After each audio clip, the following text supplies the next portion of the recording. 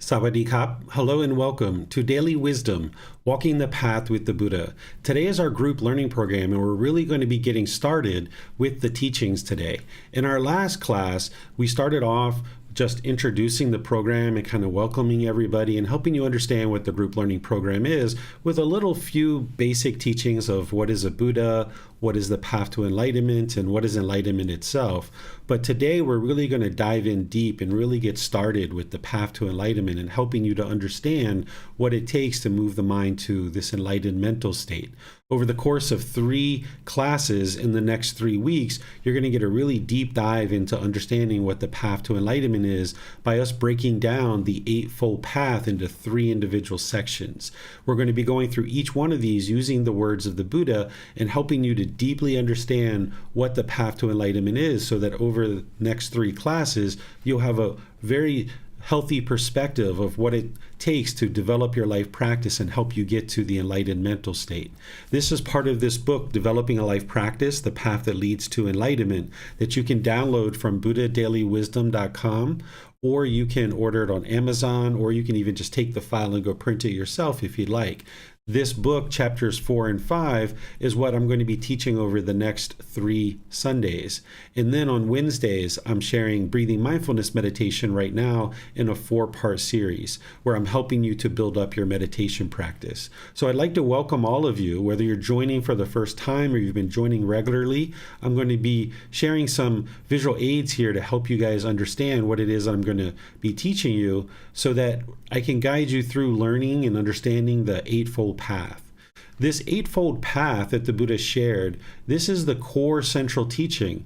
This is the path to enlightenment. So when you're interested in getting to enlightenment through the teachings of the Buddha, you would need to learn the Eightfold Path. An individual is going to know that inside and out, backwards and forwards, left, right, up, down, by the time they make their way to even the first stage of enlightenment, let alone enlightenment itself. So this is a teaching that you're most likely going to need to revisit multiple times. So that's why right here at the very beginning, I'm going to take my time in 3 separate classes and go into each section in detail.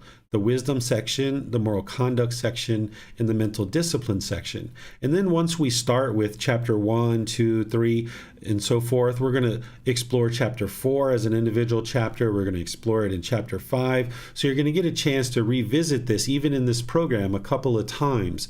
And then even beyond this program, you're probably going to be interested in revisiting this. And that's why you have the book, you have the videos, you have the podcast. There's little mini lessons that I've taught on each individual step. You're going to need to revisit this and kind of dial it in closer and closer. We're going to start today with right view and helping you understand right view and right intention, this wisdom section of the Eightfold Path.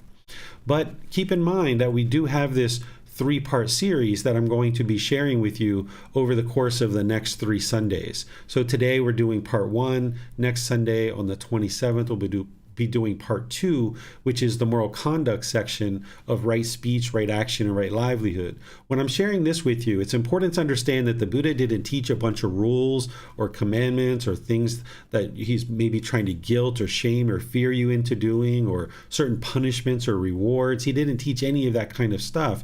He's helping you to understand how we can interact in the world in very wise ways so that our speech and our actions and our livelihood isn't causing harm to others. And by us eliminating the harm that we cause to others through our decisions around moral conduct, it will improve what we experience in life. That we will see that if we're polite, kind, friendly, and respectful, for example, that we'll tend to be experiencing politeness, kindness, friendliness, and respect coming back to us. But we're going to get into it in a lot more detail when we talk about the moral conduct section, because this is going to help clean up the way that you might interact with others. You might feel like you have the very best intentions in certain situations in the way that you're speaking or your actions or so forth. But if you don't understand the natural laws of existence based on what the Buddha shared, then you may have the very best intentions, but because of that lack of wisdom, you might be doing things that are harmful to others without even realizing it.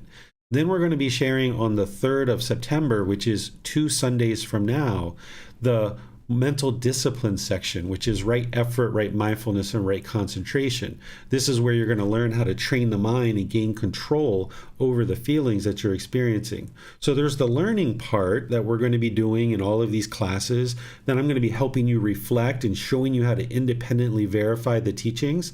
Then I'm going to show you how to practice the teaching so that you can actually transform the mind and get the real results through doing the work on a day-by-day basis. There's, of course, meditation that you're learning, but there's other aspects of this path that you'll need to learn as well.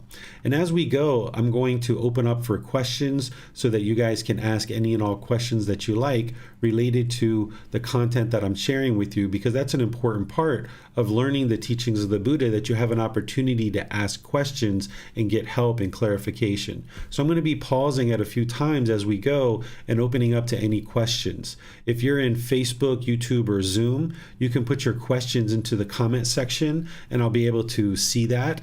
Or if you're in Zoom, you can electronically raise your hand and ask any questions or follow-up questions directly.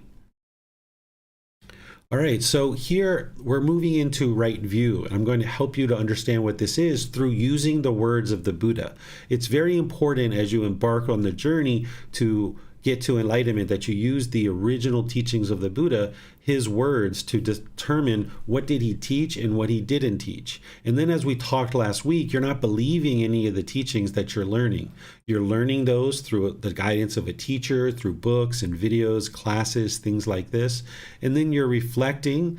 That's where you independently verify what it is that's being taught, and then you're going to practice the teachings, and this is what transforms the mind. When you learn right view, the Buddha is going to provide you detailed teachings that explain the problem in the unenlightened mind, the cause, the elimination, and the path forward. The Buddha describes that you can have a breakthrough by understanding right view.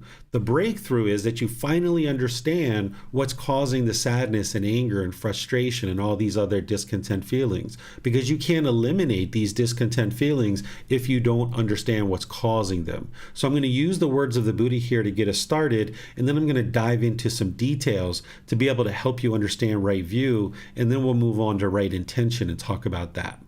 So here in the Eightfold Path, this core central teaching that his other teachings plug into, he says here, in what, monks, is right view? It is, monks, the wisdom of discontentedness, the wisdom of the cause of discontentedness, the wisdom of the elimination of discontentedness, and the wisdom of the way of practice leading to the elimination of discontentedness. This is called right view. What he's doing here is he's pointing to another teaching. He has a separate teaching from the Eightfold Path called the Four Noble Truths. Here, these statements that he's saying is part of the Eightfold Path, he's pointing to the Four Noble Truths, and he's saying that is right view. And then underneath of this line that I have, this is the top section of the Four Noble Truths. Below that, there's a lot more details where the Buddha is explaining the problem, the cause, the elimination, and the path forward of how to eliminate discontentedness. But I just put this top section in there to give you the confidence that what right view is the Four Noble Truths. And now I'm going to teach you the Four Noble Truths so that you can understand what they are. And I'm going to walk you through that process of learning, reflecting, and practicing. And in order for you to understand the Four Noble Truths, you need to first understand the three universal truths. These are like building blocks to help you understand the Four Noble Truths. You wouldn't really fully be able to understand the Four Noble Truths if you didn't understand the three universal truths. We call them truths because the Buddha knows that they're truth, I know that they're truth, and other people know that they're truth. But in order for you to gain the benefit of the three universal truths and the Four Noble Truths, you need to be able to know that they're truth. And that's why you don't believe what I'm sharing, that you're learning, reflecting, and practicing so you can acquire the wisdom. So let me explain to you what I mean by this learning, reflecting, and practicing that you've heard me reference so many times, because I'm going to teach you now the universal truth of impermanence, and then I'm going to help you reflect on it.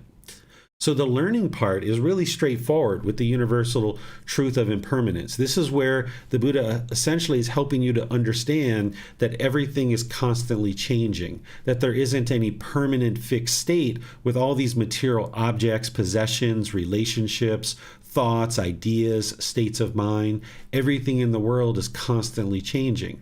There's even things called conditioned feelings or conditioned objects. These are things that arise, they change, and then they fade away. So the universal truth of impermanence is explaining that there's conditioned objects that arise, they change, and they fade away. That's a conditioned object. There are such things as unconditioned objects. So the enlightened mind is unconditioned. It doesn't have any conditions that are causing things like anger, sadness, frustration, and others. So the qualities of peace and joy in the enlightened mind, they do not arise, they don't change, and they don't fade away. They're just always there. But by and large, everything around you, all these material possessions and objects and relationships, thoughts, ideas, all these things are just constantly changing in our life. So this is a little bit of the learning, okay? So there's conditioned objects that arise, change, and fade away. And then there's unconditioned objects that do not arise, do not change, and don't fade away. So once you've done the learning, where the Buddha is explaining here this universal truth of impermanence, I'm explaining it to you, helping you to understand it. And now you start reflecting on it to try to determine if it's true or false. And the way that you do this is you try to determine if there's anything in the world that you can see that is permanent. Because if this is a universal truth, then it applies universally all around the world. So I suggest students start with reflecting on something that they're very familiar with, which is like this human body. You're very familiar with this human body. You ask yourself, is this human body permanent or is it impermanent? If it's permanent, that means it stays the same and it never, ever, ever changes. If it's impermanent, then you should be seeing this constant change in the physical body. So if I asked you if the body is permanent or impermanent, what would you say? Right? So what you've probably come back to is the body is impermanent. We've got hair that's constantly growing. We've got different colors of complexion on our skin that might change. You might get a pimple or a mole. You might get a wrinkle. Your hair might turn gray. You might lose your hair. We grew teeth when we were young and then they fell out and then more teeth grew back in. This is all impermanence. This physical body is impermanent. Now take something else. Take your relationships. Are your relationships permanent or impermanent? If they're permanent, that means you've had exactly the same people in your life your entire life. If your relationships are impermanent, then that means you've had people coming and going in and out of your life at different times. So what would you say? Are your relationships permanent or impermanent? And what you've probably come back to is that they're impermanent. So now take more things. Take things like your bank account. People usually laugh at this one, right? Is your bank account permanent or impermanent? Do you have exactly the same money in there all the time? Or is it going up and down and up and down? It's going up and down and up and down, right? For some of us, it might just go down, down, down, down, down, right? So the bank account's changing. It's constantly changing. It's impermanent. What about your job or your occupation? Have you had exactly the same job or will you have exactly the same job your entire life? So if you will, or if you have had exactly the same job and done exactly the same work your entire life, that means your job's permanent. But if you've had different jobs at different times, if you've retired, things like this, that means that your job is impermanent. And now look at something simple like the weather.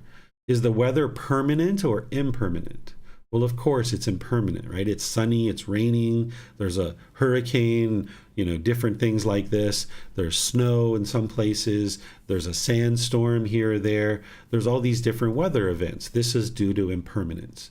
So here you need to soak into the mind this universal truth of impermanence and be able to see the truth for yourself.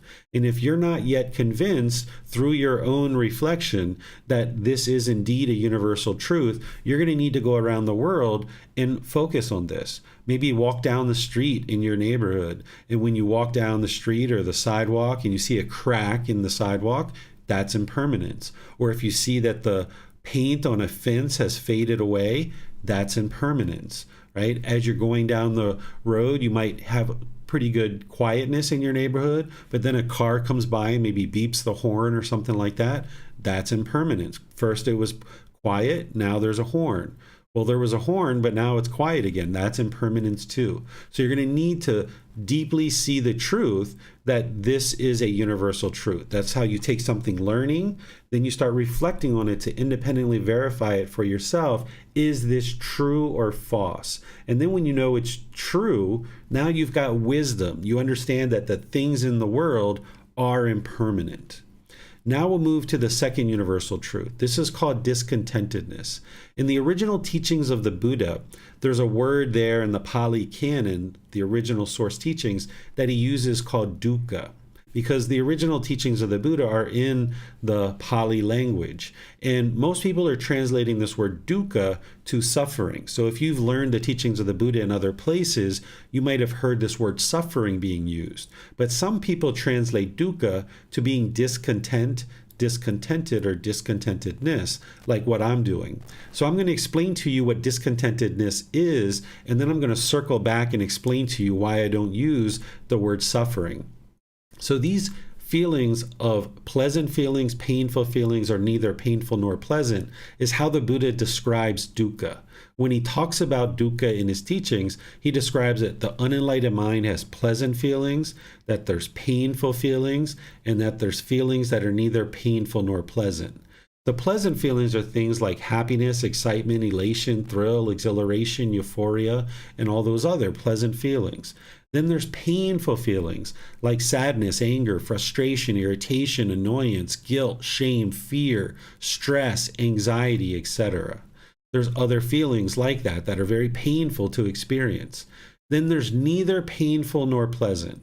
And I put in here boredom and loneliness, but some people say that's quite painful for them. So you could put that into the painful category if you like. But something like shyness, you can think about that as neither painful nor pleasant. Or if you are on public transportation and somebody came and sat really, really close to you and your body was touching their body, you'd probably say it's not painful, it's not pleasant. The mind is kind of uncomfortable or dissatisfied. That's what neither painful nor pleasant is. These three feelings of pleasant, painful, neither painful nor pleasant, these are called conditioned feelings. These feelings arise, they change, and then they fade away because these feelings are based on some condition. So perhaps if the mind is unenlightened, somebody might look outside and see that it's sunny, and they're like, oh, wonderful. I'm so excited. Yes, I'm going to go hiking today. Absolutely wonderful. I'm bouncing off the walls. I'm so excited that it's sunny outside. So now they go take a shower, right? They've formed that feeling of happiness based on the condition of the sun. And now they go take this shower and they come out and they see that it's raining outside and they can't go hiking. And now they might be sad or frustrated because that feeling of happiness was based on the condition of the sun, and the sun is impermanent. That means their happiness is also impermanent. So this is a conditioned feeling. So the happiness arose, it changed, and it faded away. And now there's sadness in the mind. So essentially an unenlightened being is experiencing happiness when this condition is met, and this condition is met, and this condition is met, and this condition is met, then I will be happy. But if those conditions are met, then you might be sad or frustrated or angry. These are called conditional feelings. An enlightened being is beyond this. They don't base their inner feelings on some condition. An enlightened being would wake up and already be joyful and already be happy. They're experiencing unconditioned happiness. What unconditioned happiness is it's not based on any condition. So it's just always there. The joy is always there. They're beyond this up and down of the unenlightened mind. So if they see that it's sunny outside, they might be like, sweet, I'm going to go hiking today. Absolutely wonderful. I've been interested in going hiking for a long time. Let me go take a shower. And now when they take a shower and they come out and they see that it's raining outside, it's like, all right, well, it's raining. Maybe I'll stay home and read a book, or I'll go to the mall. Maybe I'll go to a friend's house. Maybe I'll go eat some food at a restaurant. I'll just do something else, right? No need to be frustrated or angry just because the weather changes, right? So this is what an enlightened being is experiencing because they no longer base their inner feelings on some impermanent condition. They've awoke to the wisdom of what the unenlightened mind is doing, and they no longer do that. I'm going to explain to you why the mind is doing this in the Four Noble Truths, but this is a foundational teaching to understand discontentedness, that the mind is shaken up, it's unsteady, it's uncalm. That's what the unenlightened mind is experiencing, and these are conditional feelings. Some people refer to this as suffering, but when I use the word suffering, I think that explains the painful feelings really well, the sadness, anger, frustration, and others. But when you're experiencing happiness, excitement, elation, or that person you don't know comes and sits really close to you on the bus and your body is touching their body, you probably wouldn't say you were suffering in either of those situations, either when you're excited or elated, or if somebody was sitting next to you and your mind was experiencing this displeasure.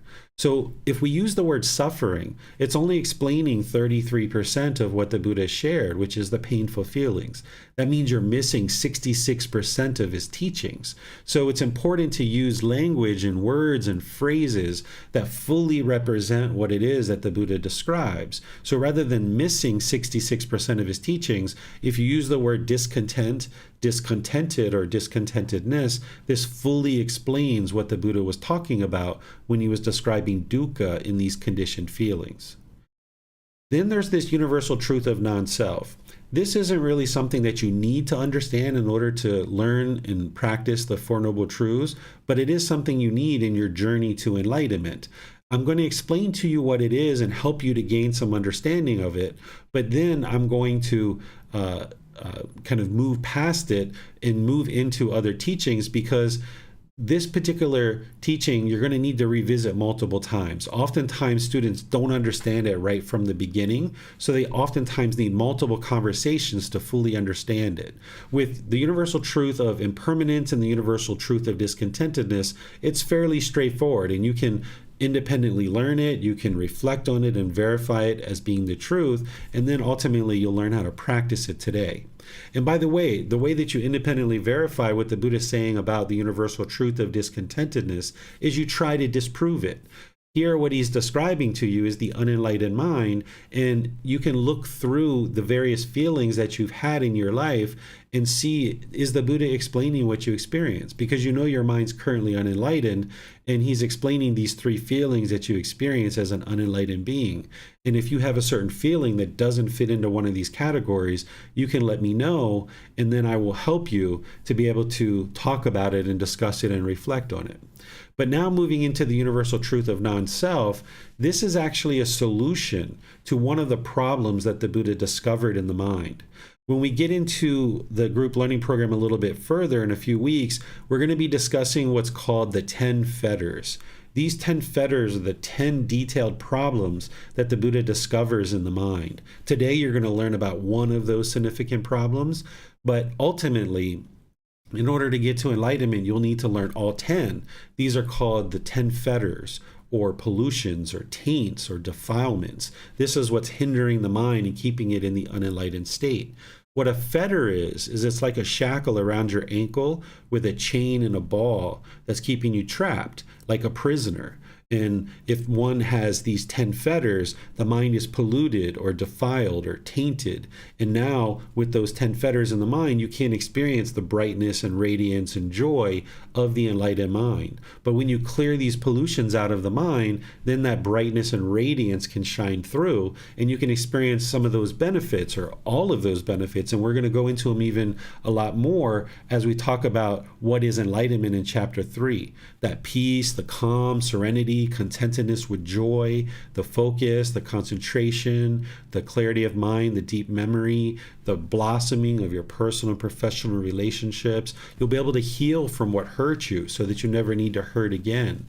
You'll see your mind will never be in a bad mood by the time you eliminate these fetters or these 10 pollutions. So out of these 10 fetters or these 10 pollutions, the very first one is called personal existence view. This universal truth of non-self is the solution to that, and it helps you to eliminate personal existence view. So let me explain what personal existence view is, and then I'll explain to you how the universal truth of non-self solves that and fixes that as you learn it more deeply and you practice it more closely. So what personal existence view, this fetter or this pollution or this taint is, this is how the unenlightened mind is holding on to this body and or this mind thinking that this is who you are as a person. So the mind clings to the body or the self-image, wanting to be perceived in the world a certain way. And if the mind hears certain agreeable things or experiences agreeable contact, you'll get pleasant feelings. Or if the mind experiences the disagreeable contact, then you'll experience the painful feelings. So let me give you an example. If someone's like, oh, wow, David, you're wearing all white clothes. You look so handsome. It brings out the colors of your eyes. Then somebody might get all these pleasant feelings like, oh, wow, they're talking about me and this is your self-image, and you're clinging to this body thinking that this is who you are. And now the mind gets those pleasant feelings. But because of impermanence, it's only a matter of time before somebody says, David, you're so stupid wearing those white clothes. How could you go outside? You're going to get so dirty, right? You're such an idiot for wearing those white clothes. You look horrible, right? Somebody might say that at some point. Because of impermanence, not everybody is going to say polite, kind, friendly, respectful things. Well, if you cling to this body and this self-image, thinking that this is who you are, now when you hear that disparaging, degrading comment, you'll experience frustration and sadness, and you can't control what other people choose to do. So if you cling to this self-image, it's only a matter of time before you get discontent. So if you've ever dropped pizza sauce or chocolate ice cream or spaghetti sauce on your clothes and you were embarrassed, this was the personal existence view. That was that fetter. The mind wants to be perceived in the world a certain way. And when you're not perceived the way you want to be perceived, then you might struggle. Or if you have a wrinkle in your face and you're like, oh my goodness, a wrinkle, or a pimple, or you see your first gray hair, oh my goodness. Or if you lose your hair, you're starting to lose your hair, you might feel shaken up by that because you don't look the way you want to look. This is the mind clinging to the body, to the self-image, wanting to be perceived in the world a certain way.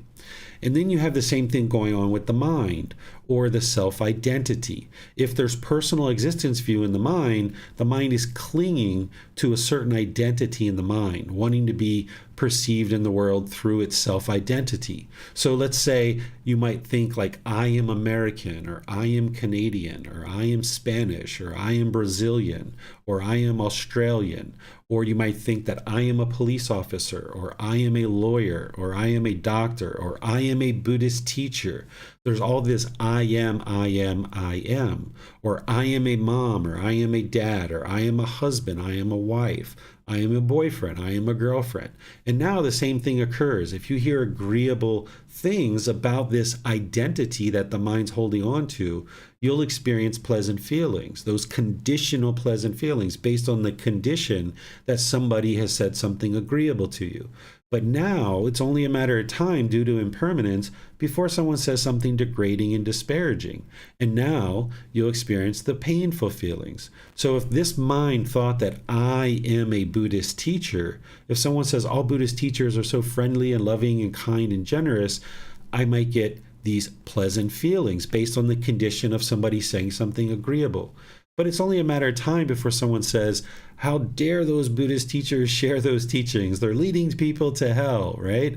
And now if I identify as I am a Buddhist teacher and they're talking about me because they're talking about Buddhist teachers, now the mind's going to experience frustration or anger. So you can liberate the mind from all of this. You might have experienced that if you were in a certain job and you identified that this was who you are as a person, say you were a police officer or a lawyer or something, then maybe you're retired or you lost your job. Maybe you got injured or something like this and you couldn't do that job anymore. You might have struggled when you left that job, whatever your job was. Or if you were in a relationship with a husband or wife or a boyfriend or girlfriend, and then you were no longer together in a relationship, you might have tried to hurry up and get back into another relationship because you wanted to reassume that role, that identity, that self-identity in the mind. It struggled when you felt like I am no longer a boyfriend, or I am no longer a girlfriend, or I am no longer a husband or a wife, or any of these other roles that you fulfill. So the identity can be things like your culture, your ethnicity, your sexual orientation, your occupation. The mind can cling to this and think that this is who you are as a person. The mind's clinging to the self-image and self-identity. This is the body and the mind. And what the universal truth of non-self is saying is the Buddha shares that this isn't who you are. This body nor this mind is you. But the problem with personal existence view is the unenlightened mind thinks that this is who you are. So the mind's clinging to it, wanting it to be permanent. And when you experience this agreeable or disagreeable contact, you'll get shaken up.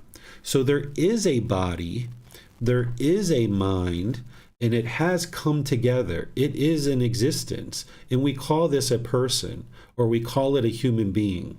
But the Buddha says this isn't you. This isn't who you are. He says there is no you there.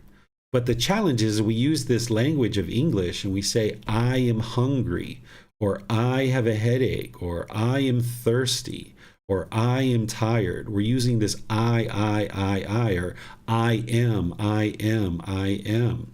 Well, the language doesn't really represent true reality, because I am not hungry because there's no I here. True reality is the body needs food. That's the true reality, is that the body needs food. Or I do not have a headache because there's no I here. True reality is that the head hurts. That's what's going on with a headache, is the head hurts. But when we have this I am in the mind's clinging to it, wanting things to be a certain way. And when it doesn't get that, it struggles in the world. So this universal truth of non-self is helping you to see that there is no permanent self. Now, this is a little bit of the learning. And remember, you might have to revisit this a few times to understand it. It's very common for somebody to need to do that. But let's start reflecting on it so that you can start seeing the truth and independently verify that there is no self, even if you're not fully practicing it yet in dissolving the personal existence view. That's down the road for most students. But let's reflect on this. If you think about how you viewed yourself when you were a child, when you were a teenager, early adulthood, and then maybe now. If you look over the course of your life, the way you viewed yourself has been constantly changing.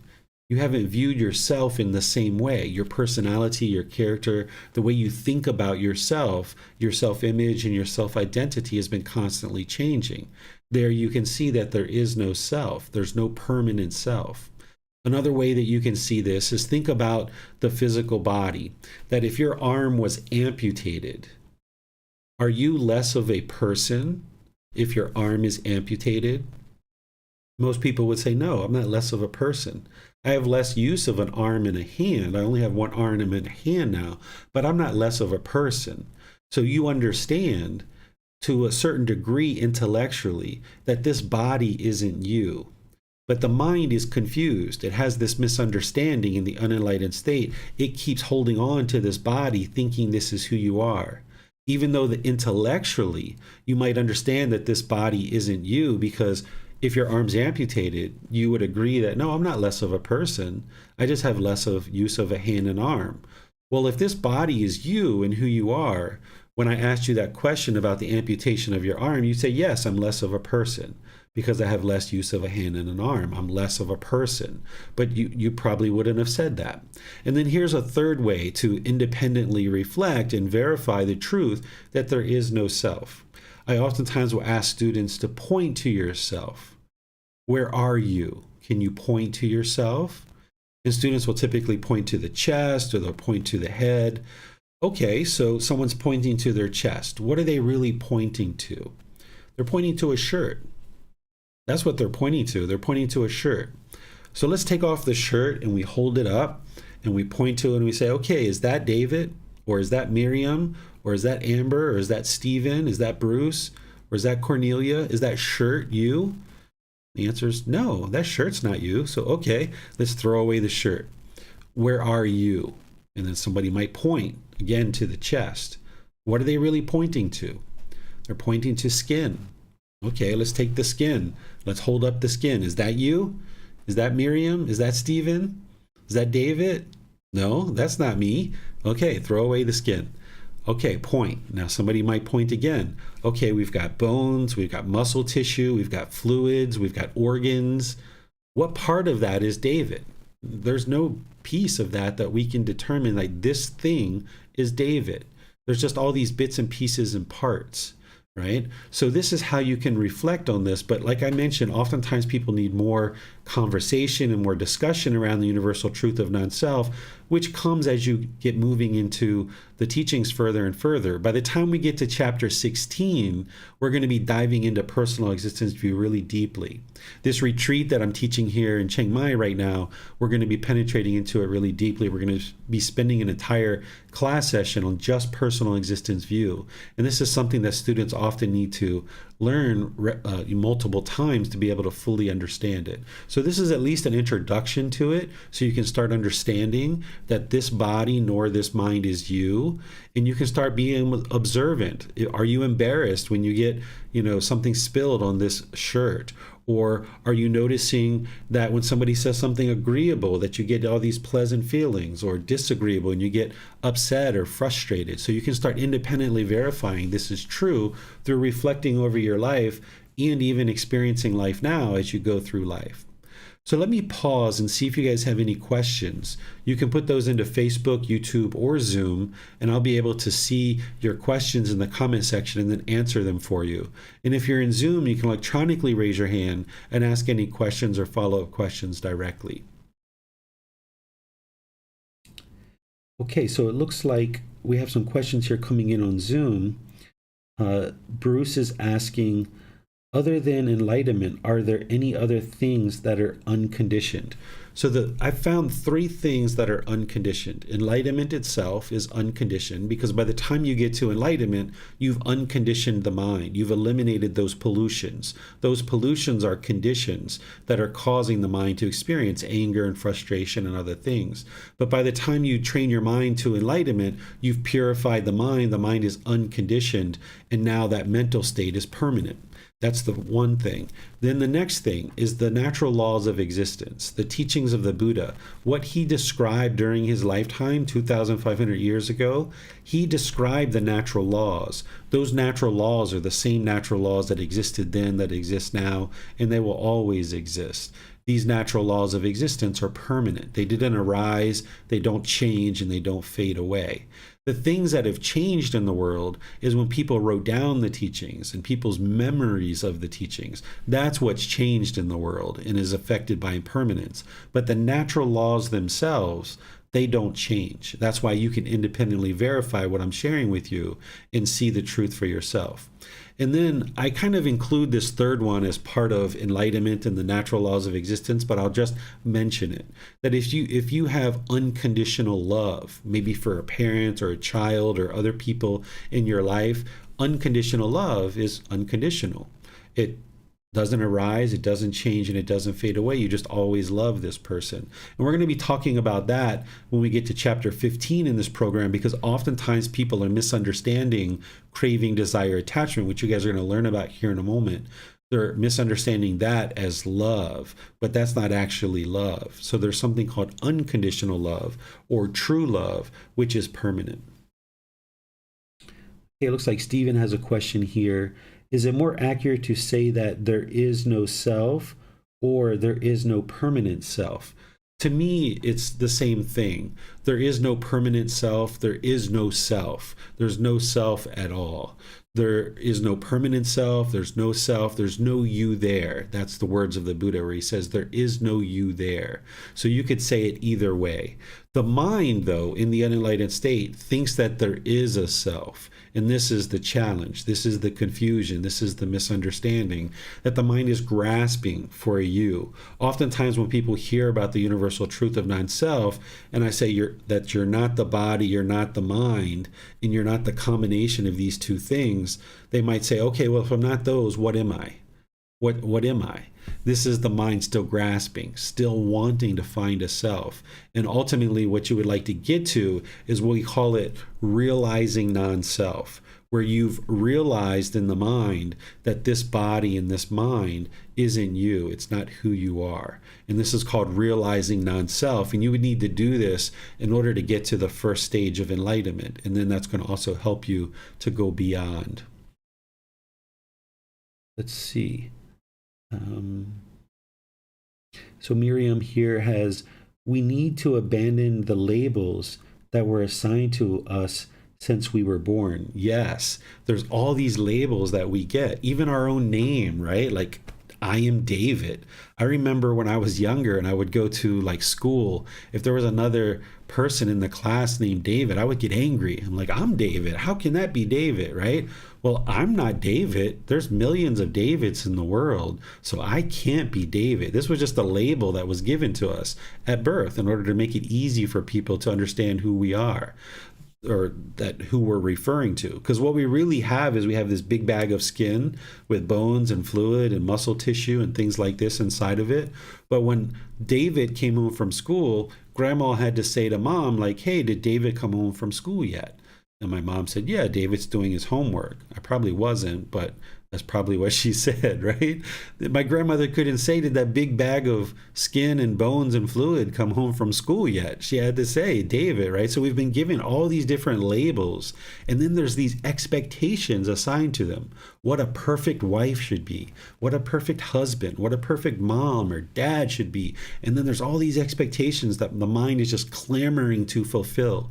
But if you get rid of all these labels, and then you learn more and more about the wisdom of this path, you don't have to subscribe to all that stuff. That's part of the conditioning that the mind goes through. It's conditioned with all of these things. And now you're trying to get to this unconditioned mind. And that's what the universal truth of non-self is helping you to do, among all these other teachings as well. Looks like Bruce has another question here. Is the mind already enlightened, but it is currently clouded by the 10 fetters? And we have to work to eliminate the 10 fetters. This is one of the ways that I explain enlightenment when we talk about enlightenment, is you can think about it as you need to attain enlightenment. Some people think of it that way, that you have to actually attain it. And some people think of it as the mind is already enlightened, but there's these pollutions that are in the mind that are hindering you from being able to experience enlightenment. So if you get rid of the pollutions, then the brightness of the enlightened mind can shine through. And this can really help you if you find yourself craving or longing and yearning for enlightenment itself. This can actually really help you so that you don't feel like you have to attain something. Because if there's something that you don't have and you have to attain it, the mind will oftentimes chase after it.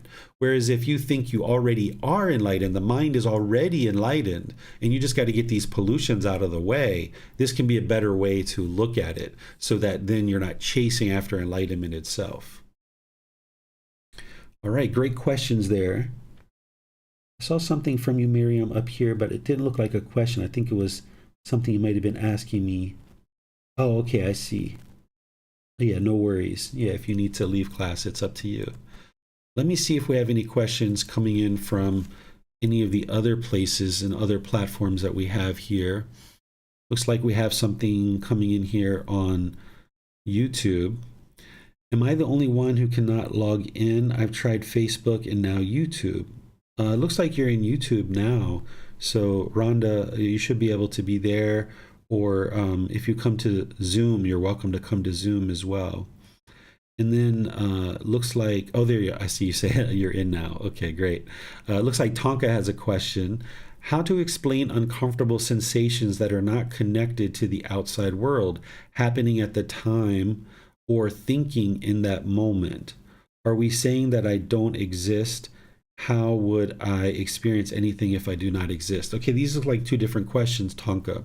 So how to explain uncomfortable sensations that are not connected to the outside world happenings at the time or thinking in that moment. Let me answer that when we talk about the Four Noble Truths, because from there, then I can explain this for you. Are we saying that I do not exist? How would I experience anything if I do not exist? So we're saying that that this body nor this mind is you, that there is no I there, but there is a physical body in existence, and there is a mind that is in existence. It's physically here. There's a physical body that's here. The mind is intangible. It's non-physical. You can't touch it. But these two things have actually come together. So there is a being that is in existence, but this body nor the mind is you. It's not who you are as a person.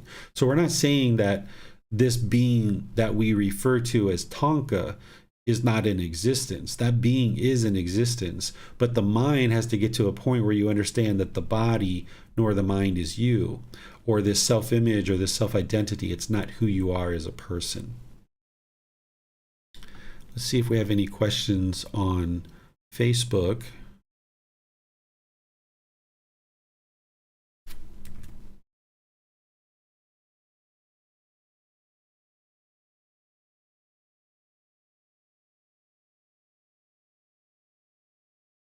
Okay, it looks like my Facebook's frozen up again. I can't get into Facebook. So if any of you guys are hearing me on Facebook, I can't see your questions right now. There's been some glitch in Facebook that when the live streaming occurs, it kind of locks up and doesn't really show me. I know that the live streaming is running, but it's not showing me questions. So if you guys have questions in Facebook, you'll need to either come into Zoom or come into YouTube and answer or ask your questions there so that I'll be able to see it. So let's go on to the next part of what I need to share with you in order to understand the Four Noble Truths and establish right view. And then we'll go into the Four Noble Truths itself. This is another building block to help you understand the Four Noble Truths. You need to understand craving, desire, attachment. We define these words in specific ways. There's also expectations, wants, holding, grasping, or clinging. What craving, desire, attachment is this is the mental longing for something with a strong eagerness. It's like the mind is pulling in the direction of the objects of its affection. It's yearning, it's longing, it's chasing after certain objects, thinking that the next new shiny object waiting around the corner is going to provide some kind of lasting satisfaction. So the mind chases and chases and chases and chases and chases after it. This is called a craving, desire, attachment. Some people say it feels like they're being pulled towards something, or they feel like they're being pushed. The craving, desire, attachment isn't the object itself. It's inside the mind. It's deeply rooted inside the mind, where the mind wants things to be a certain way or expects things. It's chasing after things. If you've ever been in the mall and you saw a new pair of shoes and you're like, oh, a new pair of shoes. Yes, yes, yes, yes, yes, yes. I want that so badly.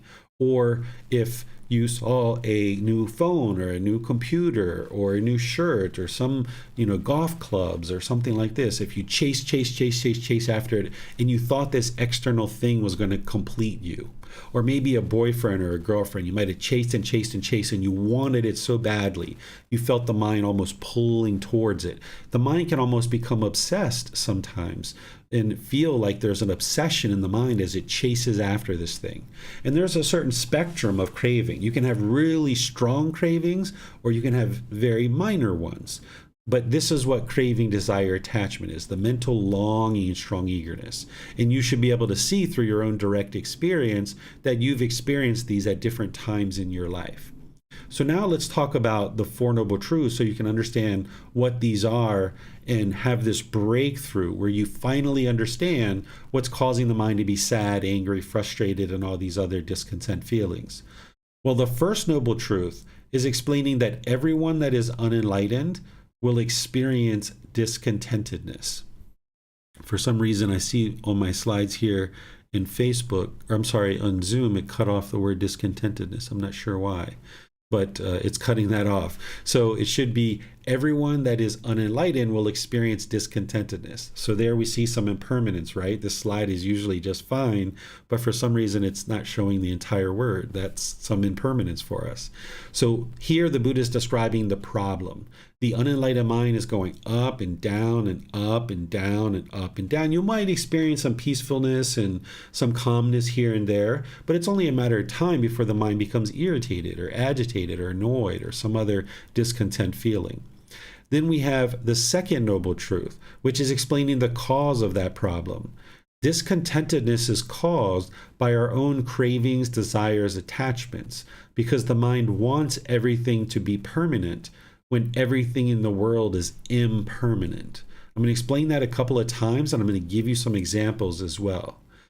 Discontentedness, those conditioned feelings of pleasant, painful, neither painful nor pleasant, is caused by our own cravings, desires, attachments, those mental longing, the strong eagerness, the chasing after the objects of your affection. And if you get what you want, you get pleasant feelings. But if you don't get what you want, you get painful feelings like anger, sadness, frustration, and others. Because the mind wants things to be permanent, but yet everything in the world around us is impermanent. This is the second noble truth. It's explaining the cause. It's explaining why your mind is becoming discontent because of the craving, desire, attachment, because of those longing and yearning. Again, if you get what you want, you get pleasant feelings. If you don't get what you want, you get painful feelings. So let me give you some examples to help you understand this. This is the reflection part. You've already done the learning a little bit. Now let's do the reflection so you can independently verify this. So think about a time when you might have been with a boyfriend or girlfriend or a husband or wife, and you guys first got together. You were getting certain affection, getting attention. Maybe they were inviting you to the movies or to dinner. You might have even had intimate contact at different times. And the mind was experiencing these conditional pleasant feelings based on the condition that this person was showing you affection or showing you attention and trying to invite you out to dinner and movies and things like this. These were conditional pleasant feelings. And now, as time went on, for whatever reason, the relationship ended. And now when that relationship ended, you got painful feelings. You got the sadness, the anger, the frustration, or some other discontent feeling because the mind was craving for this relationship to be permanent. The mind was longing, yearning, wanting this relationship to be permanent because the unenlightened mind doesn't understand impermanence. It didn't realize this relationship was impermanent. It was always impermanent. Even if you guys were together for the rest of your life, more likely than not, one of you would have died first. This relationship is impermanent, but the mind's craving permanence. It's wanting this relationship to be permanent. And when it didn't get what it wanted, that's when it moved to the conditioned painful feelings. As long as it was getting what it wanted, which was the affection, the time and attention and all the other things, all its conditions were met. So the mind was experiencing those pleasant feelings, those conditional feelings. But then when those conditions weren't met anymore, now the mind moved to the painful feelings. So this is one example. Here's another example, a bit more simple. If you've ever bought a brand new car, some brand new thing, say you got a brand new red shiny sports car with a convertible top and you're signing the papers and you drive it off the lot and you feel such pleasant feelings. You worked so hard to get this car and now you're driving around the neighborhood and people are waving to you and seeing you. You feel really great, all these pleasant feelings based on the condition of this brand new car. Well, now you park it at a store and you go inside and you come out to the car and you see a scratch on the car. Oh my goodness, this frustration, this irritation, this annoyance, or some other discontent feeling might arise in the mind. It's not because of the scratch. It's not because of the person who caused the scratch, right? We're not talking about what's right or wrong, because it'd be wonderful if nobody ever scratched your car.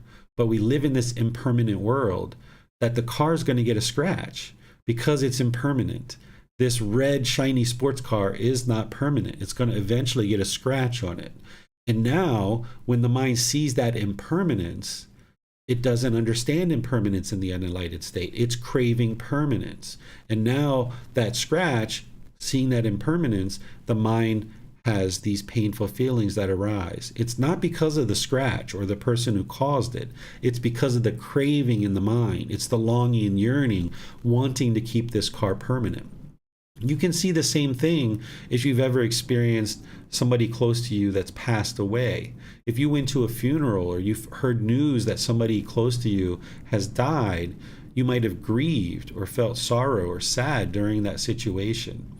It's not the love that's causing that. Oftentimes people think it's the love that's causing your grief, but love doesn't cause grief. Love is a genuine interest in seeing another being be well. Right? What's causing the grief when grandma or grandpa died or mom or dad or friends or family died is the mind's craving permanence.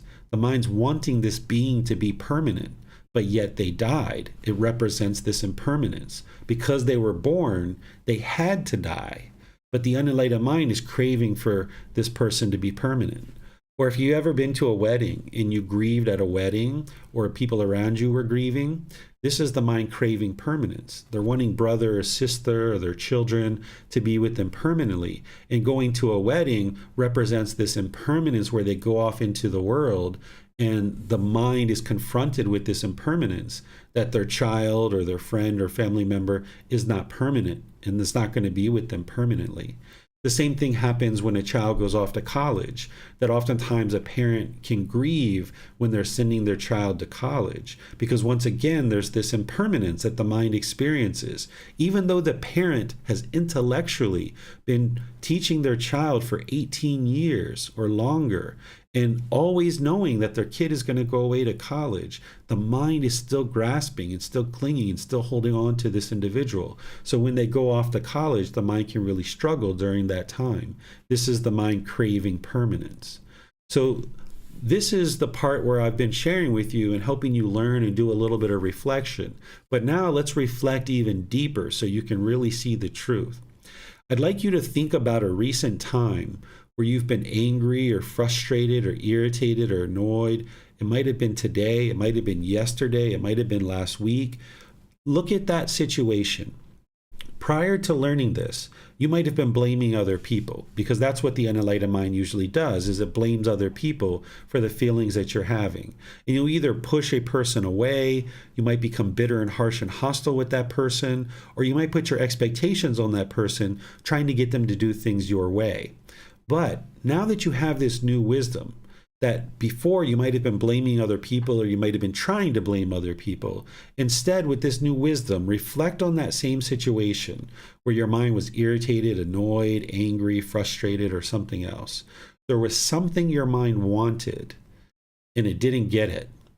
If you would have got what you wanted, you would have been happy, but you didn't get what you wanted. So your mind became frustrated, irritated, or annoyed. So if you look at this situation and you can see the truth for yourself through your own direct experience, then you can independently verify this. If you're having difficulties independently verifying it, you can share that with me and I will help you. I've had students share with me before that, they came home from work and they saw that their partner had the house a wreck, that there was stuff all over the house. And when they walked in, they got angry and frustrated. They're like, how did I cause my own anger? Because I wasn't even home. My wife is the one who put everything all over the house. How did my mind cause its own anger? Because that's essentially what the second noble truth is explaining to you, is that your mind is causing its own anger. Well, then I needed to explain to them, well, your mind was craving for the house to look a certain way. You left from work and you wanted the house to look a certain way permanently. And when you came home and you saw this impermanence, now your mind didn't like that. And that's why the mind became angry or frustrated. So what the second noble truth is helping you to see is that your mind is causing its own discontent feelings. And this is really empowering, because if you understand that your mind is causing your own discontent feelings, then that means you can eliminate them. Because what the mind oftentimes wants to do is go around the world and teach everybody to do things your way. And the mind thinks if you can just teach everyone to do things your way, then the world will be perfect. So you might be trying to teach your partner or your children or your other family members to do things your way. And this is a real burden. And sometimes you get what you want and you're happy. Other times you don't and you get angry or sad or frustrated. And the problem with this approach is there's 8 billion people in the world. You can't train 8 billion people to do things your way. You can only train one mind, truly. And that's going to be challenging enough. And that's your own mind, right? So you can't go out into the world and train other people to do things your way.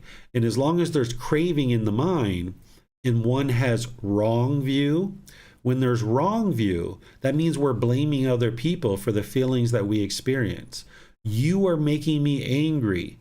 That is annoying me. You are frustrating me. This is how we tend to talk in the unenlightened state.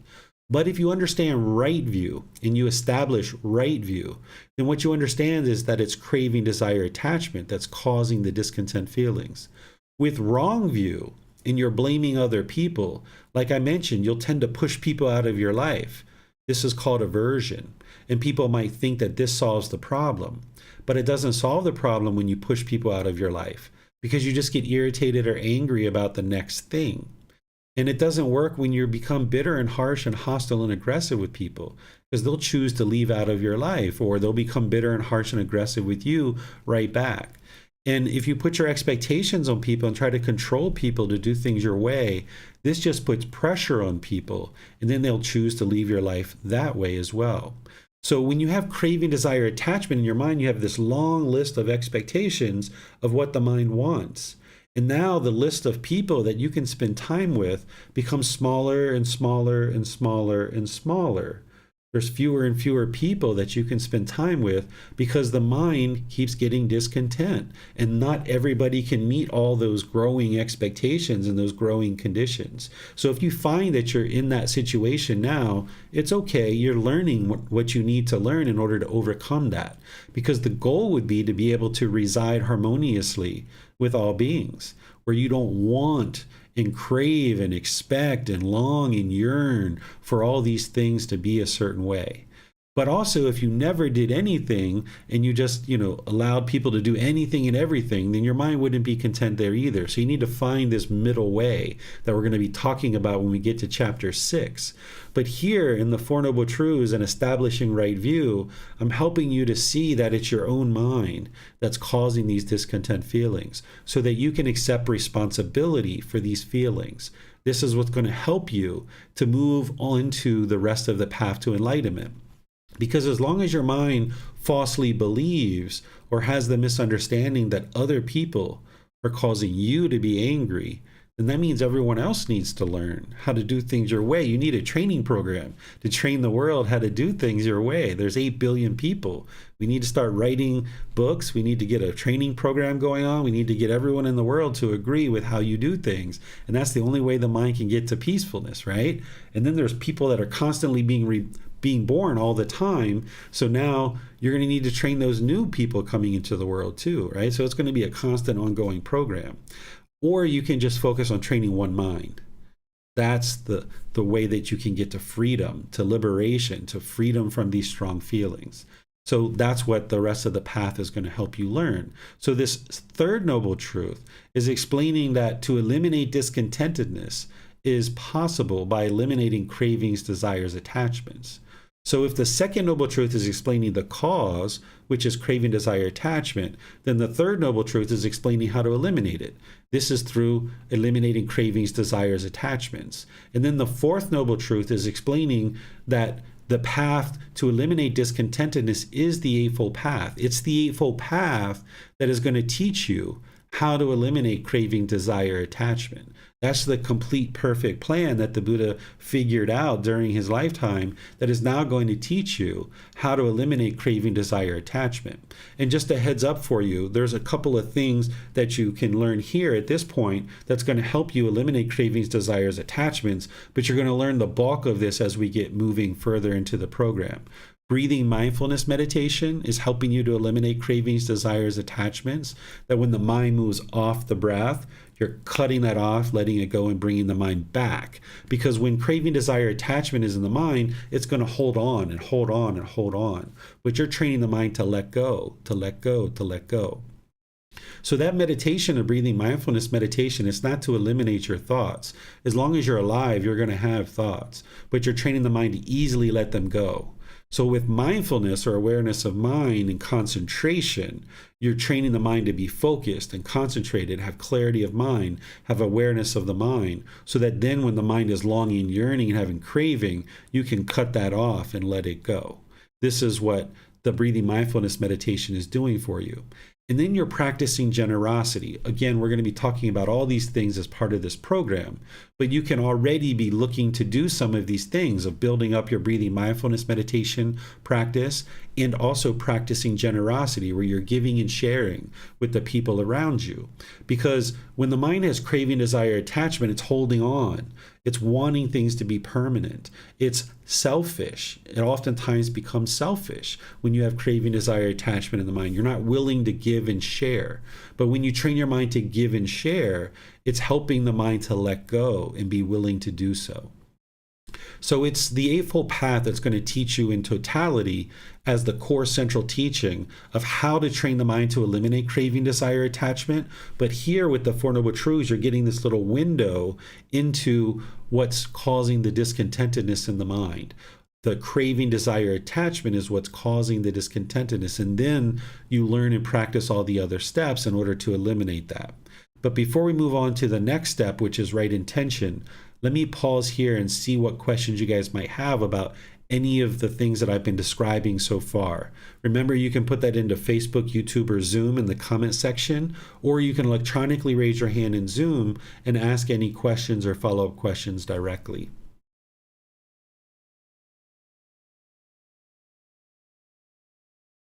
Okay, I'm not seeing anything in Zoom. And I don't see anything in YouTube. And for those of you guys on Facebook, I'm still unable to see anything there. So let's move on to right intention so that you guys can understand what right intention is. This is the second step of the Eightfold Path. And we're going to do the same thing. I'm going to use the words of the Buddha so you can understand what he taught, and then you can learn, reflect, and practice and start seeing the truth for yourself.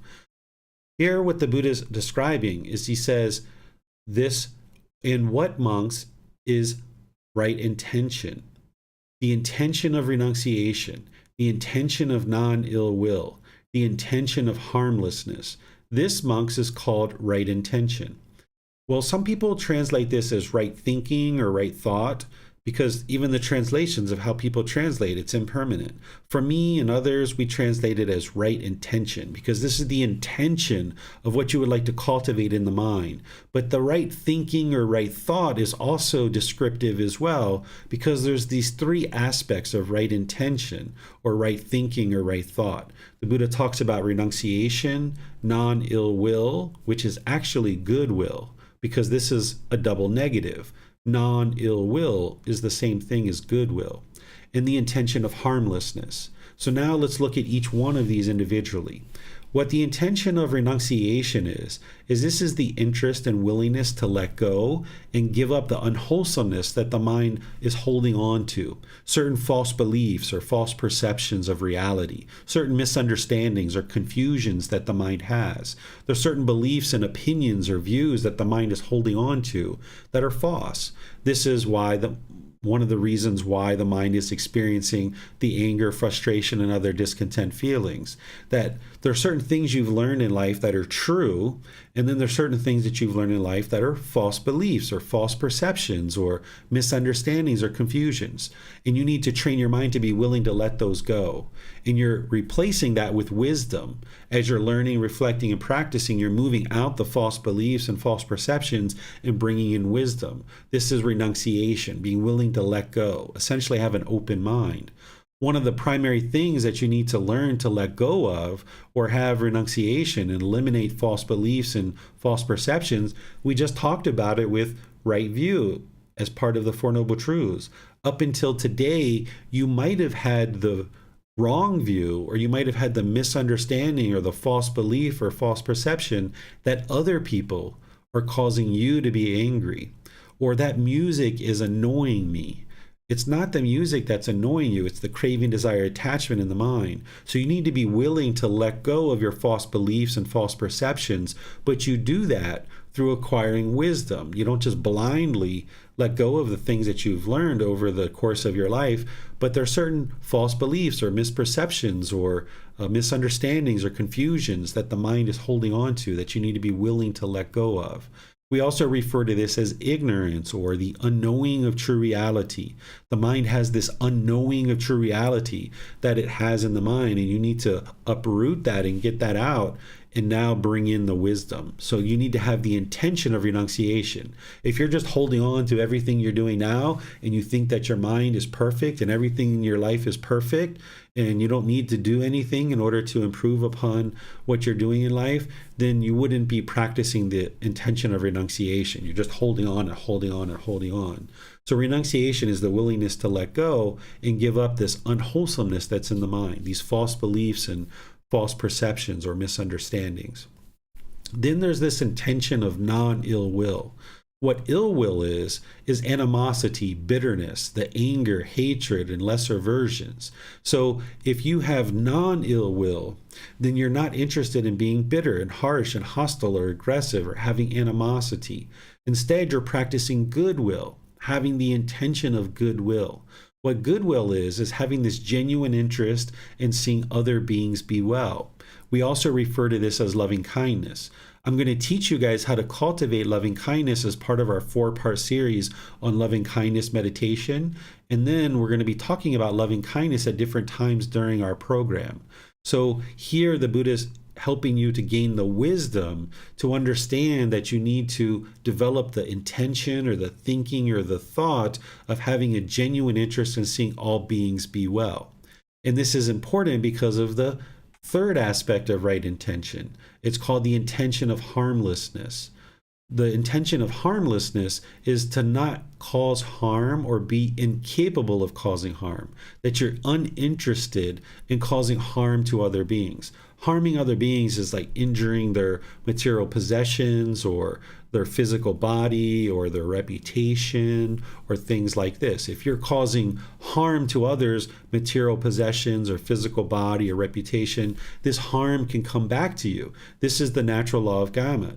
As you put out harm, this harm is going to come back to you. So you need to have the wisdom to set the intention or the thinking or the thought that you're not interested in causing harm to other beings, that you're disinterested or incapable of causing harm to others. This is called harmlessness. So these are the 3 aspects of right intention: the intention of renunciation, non-ill will, and harmlessness. And this makes up the wisdom section of the Eightfold Path. And there's other wisdom that you need to learn besides this, but just in terms of the core central teaching to get you headed in the right direction towards enlightenment, this is the wisdom section of the Eightfold Path. Let me know if you guys have any questions on this particular step.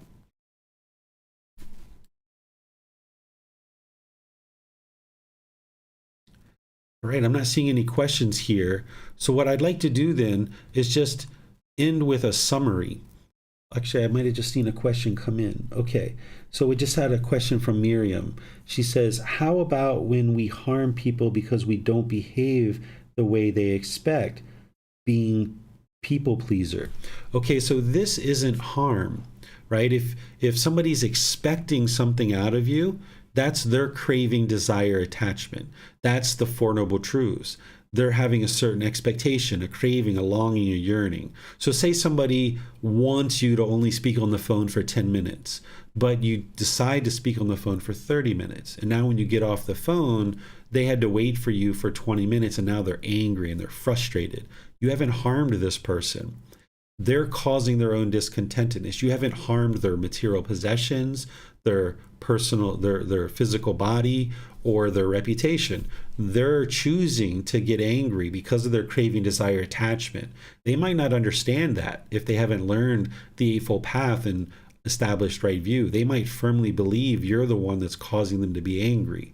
But it's important for you to understand that you're not causing their anger. They're causing it themselves because of their craving, desire, attachment. So when they're coming at you or yelling or hollering or upset or trying to put a guilt trip on you or whatever they're trying to do because you didn't meet their expectations and get off the phone in 10 minutes, you can understand that they're causing their own discontentedness. So you can harm others through your conduct, but you can't cause them discontentedness. They're causing it themselves. Okay, let me just circle back. Oh, Tonka, it looks like you deleted your questions. I guess maybe I answered it as we were talking because I know that I was supposed to answer your question there. All right, so if you would like to ask that question again, Tonka, you can feel free to post it again in YouTube and I'll answer it. So here in the summary for today's class is understanding right view is the Four Noble Truths, accepting responsibility for your own feelings, your intentions, your speech, and your actions. This is ensuring that you understand that you're responsible and you have accountability for your own feelings, Again, when we have wrong view, we tend to blame those things on other people. But if you can see the truth in the Four Noble Truths, then this is where you know that your mind is causing its own discontent feelings. If you're having trouble seeing that, it's important to reach out and get some help, whether you ask questions in class, you post it in the Facebook group, you send me a private message, or you schedule a personal guidance session so that I can help you to be able to see this more and more clearly, having some examples from your life. Because one of the things that you can do now that you've learned the Four Noble Truths and you've reflected on it, and maybe you're starting to see that it's true, well, now you can start practicing the Four Noble Truths. You're not going to be able to snap your fingers.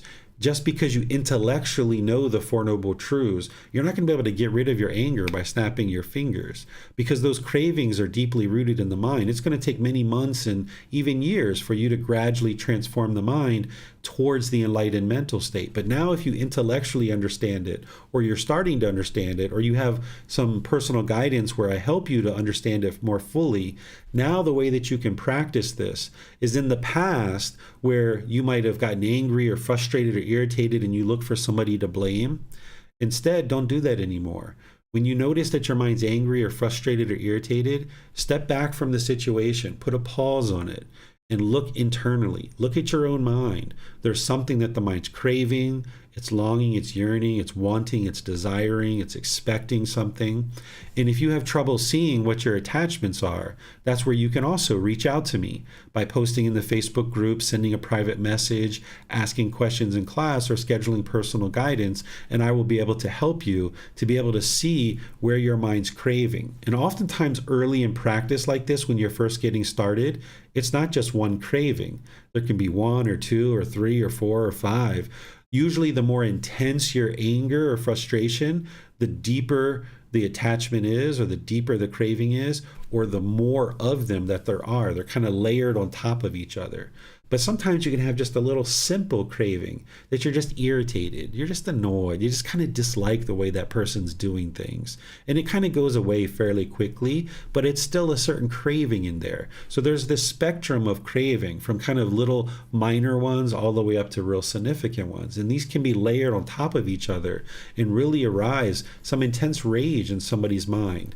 So by the time we get to the mental discipline section, I'm going to be providing you some tools that the Buddha taught of what to do in those situations. You're going to be learning that 2 weeks from now. But it's important that you layer these teachings and you learn something like this wisdom section of right view and right intention, and you step away for a week or so and think about this, and you start reflecting on this in your own life, where you see that your mind is irritated or annoyed or frustrated. You start looking inward instead of looking outward and blaming other people around you. Instead, you can look inward, because the question like Tonka had about what's going on in the mind when there's nothing external going on, this is the mind itself just wanting things to be a certain way. So let's just say, using Tonka's example of, what happens when it's not somebody else that you want to do something, but your own mind is irritated by itself. You might be thinking about something in the past, something very painful that happened in the past. And now, because the mind's thinking about something in the past, in the present moment, you can be angry or frustrated or irritated because the mind's longing and yearning. It's wanting things to be a certain way. And now when you're having this memory of something from the past, you can get irritated and annoyed in the present moment. Or you can be thinking about the future and wanting something to occur in the future. You can be longing and yearning and wanting things to happen a certain way. And now you feel anxiety in the present moment because you're wanting something in the future. Nothing's transpired. You might just be laying in bed with your eyes closed, but yet feeling anxiety because you're craving and longing and yearning for something to occur in the future. This is all explained through the Four Noble Truths. So now you can start looking at this. And like I mentioned, as you need help, reach out. You're not going to be able to just learn this intellectually and snap your fingers and the mind's fixed. But this is providing you the wisdom to then be able to build on all the other factors of the Eightfold Path. And then what right intention is, this is the second step of the Eightfold Path. This is where you're practicing the intention of renunciation, being willing to let go and give up your false beliefs and misperceptions and misunderstandings and confusion, essentially maintaining an open mind. and the intention of non-ill will or goodwill, which is loving kindness, and the intention of harmlessness, where you're disinterested or incapable of causing harm to other beings. Right now, you might not have that, right? You might not have that intention. There might be certain people that you just want to turn their buttons a little bit. Maybe you don't want to see something significantly harmful happen to them. You're not interested in them being murdered or something like that, perhaps. But maybe you just want to turn their buttons sometimes, kind of poke them a little bit. This is harmlessness, right? The mind has that intention of wanting to harm or being harmful. So you would like to arise the intention of harmlessness, where you're disinterested in seeing other beings be harmed in any way. So let me open up to any and all questions that you guys have, because this is everything that I had to share with you guys on today's class, to talk about the Eightfold Path, this core central teaching that the Buddha shares in helping to prepare you to then move on to understand the moral conduct and mental discipline over the next two classes. So it looks like Steve is saying, thank you for the lesson today, much appreciated. You're welcome, Stephen. Pleased to share with you and everyone else as well. Let's see, I don't see any other questions anywhere. So what I'll do then is I'll just end class by doing what I typically do, which is thanking all of you for choosing to learn and practice these teachings. Because as you learn and practice these teachings, you're going to be causing less and less harm in the world. This is going to be good for you because you're going to be experiencing less and less harm coming back to you. It's going to be great for the people around you because you're causing them less and less harm. And it's going to be great for the world at large, all of humanity, because as more and more people in the world become enlightened, we'll create more and more peacefulness and more joy in the world. And we won't have this hostility and bitterness. And over multiple generations, we might experience what we would refer to as heaven on earth, where everybody's loving and kind and caring and respectful and all of these things. But that's not the world we live in. Right now, we have people that are aggressive and hostile and bitter and harsh, and you can train your mind to be unaffected by those things. So notice that what I've taught you, it isn't about punishment and rewards. It's not about anything mystical or magical or superstitious. It's not about rites or rituals or ceremonies or worship. That's not what the Buddha taught. He taught this wisdom that your mind is gradually awakening to so that you understand this world around you. Because it's a real struggle to live in a world that you don't understand. How many times have you watched the news, or how many times have you been at work or talked to your family member and I just don't understand this person.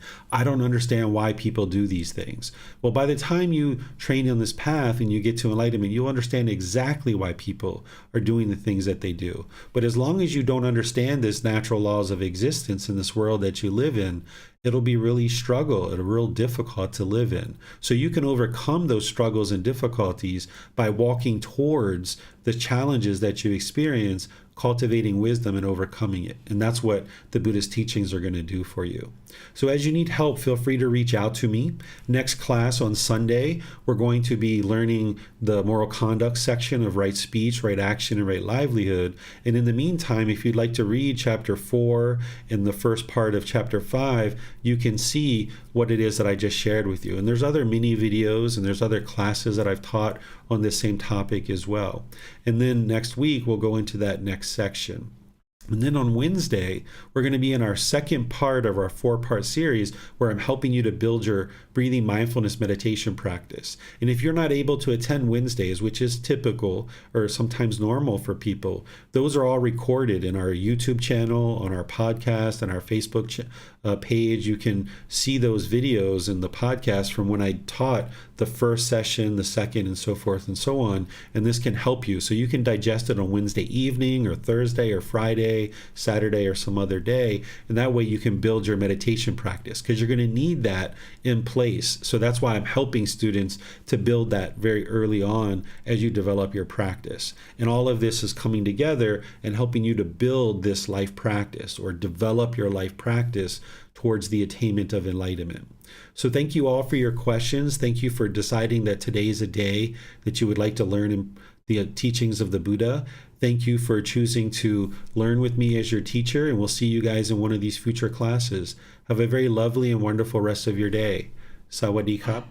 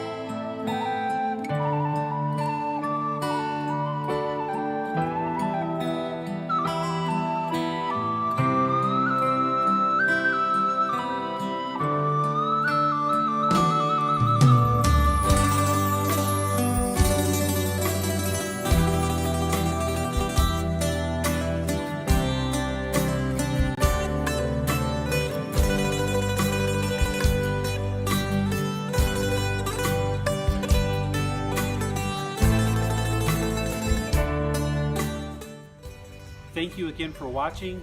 Enjoy your meditation. Look forward to seeing you online and answering any questions that you might have. Thank you so much.